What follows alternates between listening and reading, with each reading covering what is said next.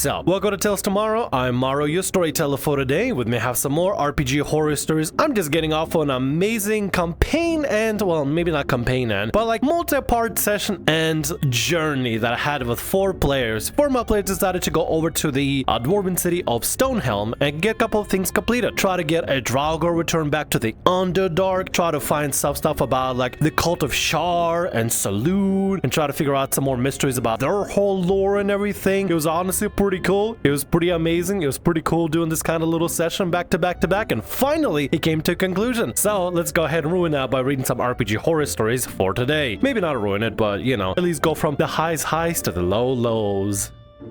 Player creates character with a specific personality, drops it 1 second into RP. This is an older story, like from 5 years ago, but it still bugs me and it's an interesting parallel to our current campaign. Wanted to start up a campaign I've been cooking for at least a year by that point.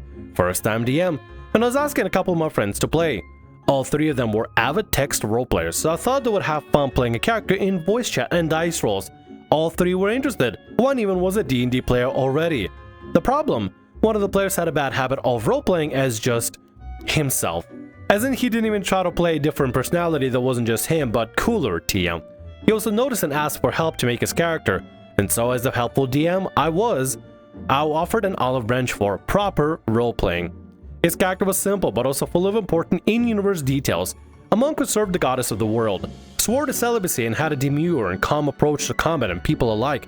Basically a pacifist that will finish fights when needed, and was serious about his religion and oath. I was super excited as a new DM, as the other players had amazing ideas too. A human bard who was a dancer rather than a singer, living a life free away from the brothel she used to work at, and blood hunter half-orc who was on a quest to find his missing fiancée. Important to note that none of the characters know each other. That was discussed that none had a connection, and this was going to be their first meet. I think I know what's gonna happen. You're gonna have a bunch of people that usually roleplay in text. They're gonna go in voice, and then somebody, probably your friend, is gonna be like, my name is Joe, and I'm just me. Joe is just Joe. But if you have people roleplaying mainly in text and not really playing in roleplay, like once you put them under the spotlight, some people just crack, and some people just do nothing. I've seen moments where somebody comes in trying to play D&D for the very first time. They've never experienced it for the very first time, and suddenly the DM, without giving them a little bit of a padding and getting them, you know, kind of used to it, just suddenly put in a spotlight, and suddenly they just froze for like 2 minutes, and they didn't know what to say, and then panic ensued and escalated further and further, and the DM did nothing at all about it except just be like, hey, are you there? I think they're muted, guys. Let's take 5 or something. And they just continued on trying to basically almost like force roleplay out of them without giving like a little padding, and it was the most painful moment that I've ever seen, and I felt absolutely awful for the players. So when I brought them over to my game, I made sure to focus on making a character that would enjoy roleplaying and that would feel comfortable and chill roleplaying, because there's nothing worse than putting somebody on the spotlight and having them just freeze up because the anxiety, dude. I've been in that place. The anxiety rattles through your bones. You don't know what to say, and it's the most uncomfortable feeling ever trying to roleplay for the very first time, being in a spotlight, and you just go, I don't know what I should do. I don't know how I should do it. I just put it here. Help, somebody throw me a lifeline, please. It is really rough, man. It is rough. Some people, it's just easier for them to roleplay as themselves. Honestly, the very first character I recommend ever to make is somebody that is very close to you, that's just easy to get into. My proper VR chat roleplay character was just me, but as an idiot and an elf. It was fantastic, and I loved every second of it. And now here I am as a tiefling, acting like an idiot again. I guess nothing has really changed. Let's continue. Cue the first session. I explained the environment and the general idea of the premise before the characters got introduced. Bard went first, and all went fine. Same went with Blood Hunter. The monk? Oh boy. He instantly talked to the Blood Hunter as if they were old friends. The players were IRL buddies. It was not at all demure and calm and using bro talk, even speaking about getting vicious despite being supposedly celibate. I was extremely confused, but the Blood Hunter went along, and I didn't press it for the rest of the session, even if I am bothered. Session went fine. The only other annoyance I had, the monk player not letting the bard talk. She was mute, so she was using a TTS bot to communicate and took longer to respond as a result. All players had fun, and there were no complaints. However, it still bugged me so much that I calmly approached the player and explained my issues then. He just said, guess that's the character. Give up on all the established personality we built. Again, I didn't press. But then I asked for the next session. He told me he found D&D boring despite us doing nothing but role-playing and 2 dice rolls. We didn't even get to combat. Edit, I told everyone that it would be heavy on roleplay and nobody complained. He still said he wasn't interested, and I gave up any arguments. I mean, the guy tried it out, didn't seem like it was really his vibe. Okay, fine, it's okay. Just be like, okay, thanks for trying out. I guess we'll see you next time when we do something non-D&D related, I guess. And just continue on from there. Like, if a player liked D&D and wanted to, got hooked in it, that's cool. But if they don't like it, kind of, what's the point of forcing them? What's the point of pressing them? Somebody tries it out and they don't really like it, they just kind of want to just do whatever, then that's okay. I mean, it's unfortunate he didn't really try to just play into the character and stuff. Maybe he would have so much fun if he just tried instead of just went to regular bro talk. But maybe the guy just felt awkward. Maybe he just felt more normal just being like bro talk and stuff and just doing that. Maybe that's what you guys should have made. Should have made character that he'd be more comfortable with. Maybe should have just made him like a dude bro that knows somebody in there, or dude bro that's just really friendly. I don't know. That probably would have worked out maybe a little bit better instead of making somebody that's completely different from the personality. Like some people that have roleplay range, but some people don't. You just start off like really easy with them, kind of expand it, or expand if they really want to. Some people they just got like they can just jump in character. Some people can just jump into character, be like, I'm an orgrothic and I'm a barbarian. Feast on my anger, raw, and they just kind of get into character immediately without even worrying about it whatsoever. They don't get embarrassed or anything. They just kind of abandon all embarrassment and just get into character and do silly things. But some people, they just don't have that. They just feel more comfortable just being themselves because just roleplay feels awkward to them. The other two players weren't interested in playing with only each other and me, so we never had a session afterwards. Even if it is unfortunate, I had 3 good things happen after.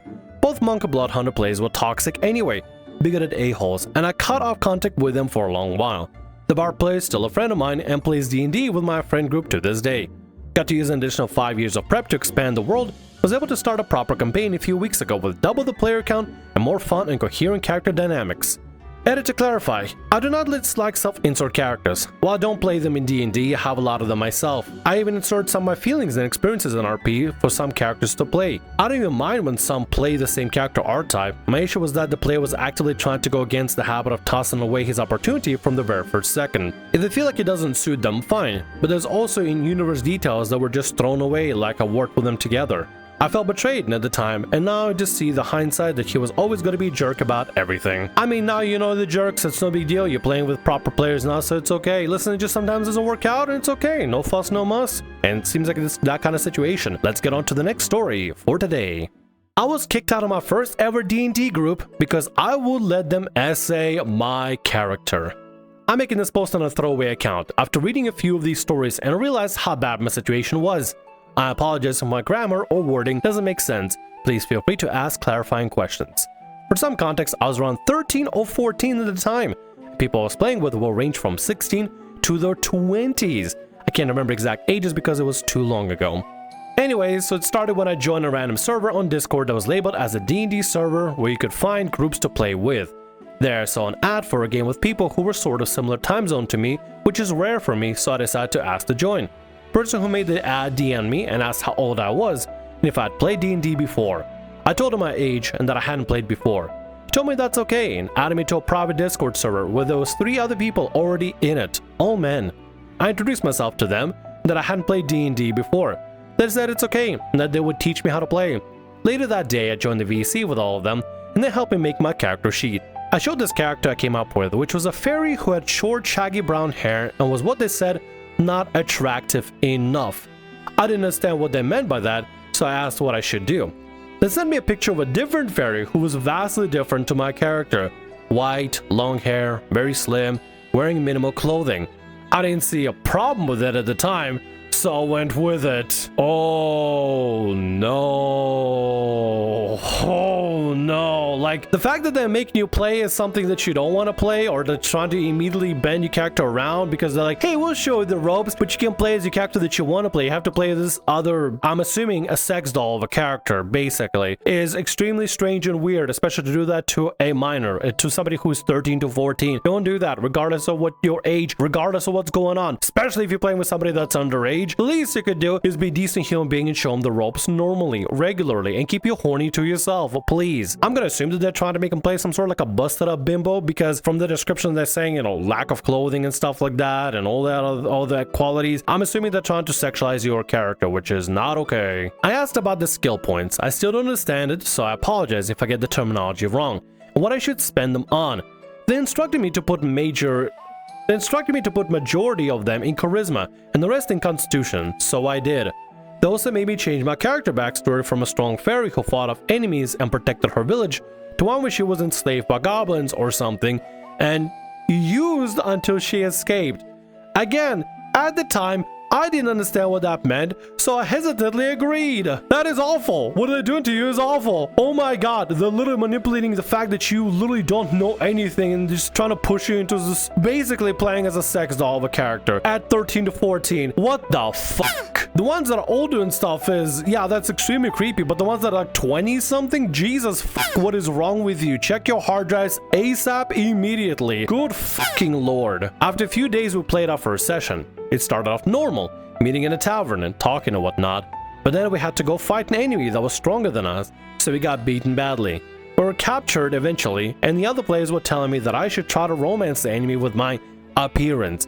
I'm sure you can imagine what they meant, to try and let us go. When I told them I was uncomfortable with that, I didn't want to act that out. They got angry at me for a bit, but we got past it. Oh, you sweet summer child. Oh, you sweet summer child. That was a time. I wish somebody would, I wish you would to share this story with somebody else and be like, hey, so yeah, this happened. Is that normal? So that kind person would be like, no, that's not normal. You should probably leave the game right now. Ooh, you've been led astray. You've been led astray, manipulated in this way. And it's, oh my god, dude, this is awful. What a terrible first experience. What a terrible first time experience. Like, seriously, what the hell? The worst part about it is, how bad does it get? I haven't read the rest. I don't know how bad it gets. Like, we gotta see it together. We gotta see together how bad it gets. In a second session, the DM introduced a new role called the sex role. What? I have no words. What the fuck is a sex role? And why the fuck are you making your player, who's, 13 to 14, doing a sex role? Where a player had to roll to see if they could successfully have you-know-what with an NPC. One of the players, one of the 20-year-olds, so I'll call Steve for simplicity purposes, replied to me the message and asked if they could roll for other players, and the DM said yes. At the time, I was uncomfortable, but I just wanted to play D&D, so I ignored the red flags. Number one rule by D&D, no D&D is better than bad D&D. And if it's going absolutely awful like this in a very similar manner, I mean, I'm sure you know now, you're more wiser and stuff. But for anybody that's ever finds this video or wants to share a word of wisdom, no D&D is better than bad D&D is a really wise thing to say. It's not worth playing bad D&D. It's never worth it. Just to play some D&D, it's not worth it, dude. Dude, do that. Doesn't matter. Whoever you are behind the screen, I don't care. It is not worth it. When we began the session, almost immediately, Steve started talking to my character and complimenting her appearance.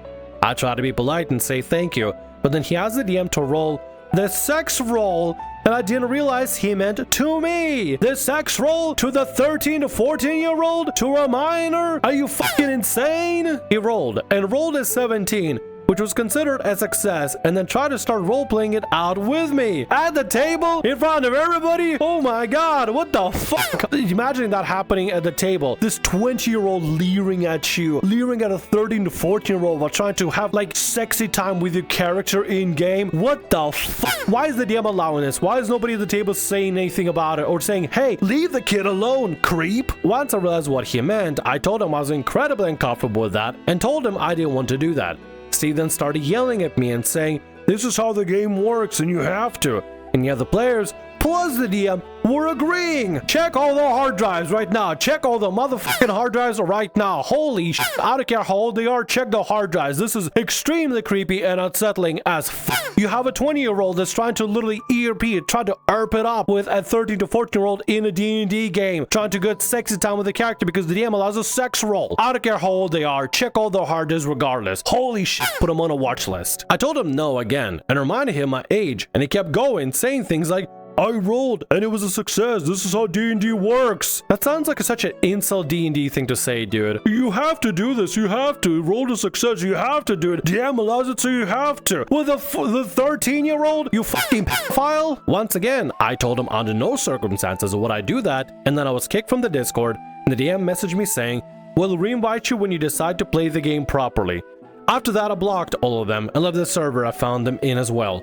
Moral of the story, don't join random groups you find on Discord. Yes, actually, that's actually a really good moral of the story, but also it was good on you for saying no. You're noticing situations going bad and saying no, standing up for yourself and saying, no, I'm not willing to participate in this. Good on you. Good on you. Guys, Y'all, everybody, if you're watching this video and you know somebody or you yourself are in a situation where somebody's peer pressuring you to do something in a freaking TTRPG game that you don't want to do, you don't have to do it. You could say, no, I don't want to do it. It makes me uncomfortable. I'm not doing it. Not happening. And just leave. You could just leave games. You could just do things. You can leave games and not play bad TTRPGs. You could just not play bad D&D where you have a creep pervert, 20-year-old pervert trying to literally ERP with somebody that's 13 because, I don't know, he's like, I guess a creep or something. Either he's desperate, a PDF file, or both. This is highly unsettling, but honestly, kudos on you for standing your ground and saying, no, I'm not doing this. This makes me uncomfortable. And then having the smarts to block them and not contact them ever again. Honestly, I'm sorry this is your first experience with D&D. Honestly, that sounds terrible and awful, and you honestly should have had a better experience. If you did try it again, I hope you found some good people that actually want to give you like a proper good experience, not just force you to just roleplay some sort of a sex doll at a table. 13, man, 13, forcing a 13-year-old to play as a sex doll at a table. Holy fuck. How demented do you have to be to do that? And with that, that's gonna be all our stories for today. I want to thank you very much for watching, and thanks so much for being here. If you like what I do, consider subscribing to the channel and leaving a like. Also, if the RPG Horror Stories ever goes down, or if you want to submit your own personalized horror story, email is down in the description below. I'll see you again in more Tales Tomorrow. Bye-bye.